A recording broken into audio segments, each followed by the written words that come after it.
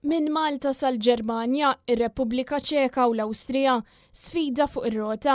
Din hi l-isfida li 30 ċiklist se jieħdu sehem fiha bħala parti mill-inizjattiva Visit Malta Alive 2025, organizzata mill-Fondazzjoni Alive Charity. Il-vjaġġ jibda uffiċjalment nhar is-Sibt, iżda t-tim din l-avventura ilha li bdiet minn xhur ta' taħriġ, dedikazzjoni u anke sfidi personali. Jikkummenta ma' Net News Elton Berry. Kenna esperjenza tal-kanser, mhux direttament imma ma' familjari tagħna.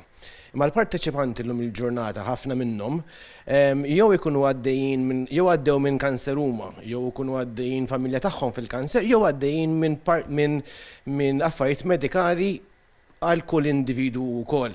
Għalfejn għax l-aħħar mill-aħħar alla volja għaddew minn affarijiet li huma ibsina lihom, imma qed jippruvaw jagħtu lura lin-nies li bażikament nippruvaw niġbru l-flus biex ikun hemm din riċerka fil-kanser biex insolvu di l-problema kbira li hawn man-nies kollha, il-pazjenti kollha li hawn speċjalment f'Malta fejn jidħol il-kanser. Ħafna mill-parteċipanti għandhom esperjenza personali jew familjari ma' dan il-mart. Xi wħud tilfu qrabahom, oħrajn għaddew minn kura huma stess. Għalhekk għalihom din l-isfida hija ħafna aktar minn sfida fiżika, imma hija missjoni ta' tama, għajnuna u solidarjetà. Bejn nittrejnaw fi frar, għamilna 17 il-ġimgħa nitrejnjaw, fil-fatt għadna kif spiċċajna it-training il-ġimgħa l-oħra u għadha filgħodu fil-5 ta' filgħodu fil-fatt ikunu l-airport ħanaqbdu l-flight biex immorru lej Berlin u mbagħad nibdew naqtfu minn hemmhekk ġurnata ta' wara.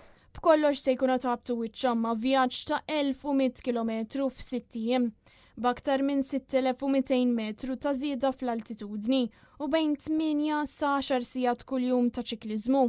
Il-vjaġġ se jintemm f'Salzburg, għalkemm l-għan ewlieni mhux ir-rotta, iżda r-riżultat. Kollha ban wieħed li jiġbru fondi biex jgħinu fir-riċerka dwar il-kanċer fl-Università ta' Malta. Din mhux l-ewwel darba li l-fondazzjoni qed tagħmel differenza. Sa issa Alive Charity ġabret aktar minn 920,000 euro u din is-sena qed tittama li taqbes il-1,000,000 euro.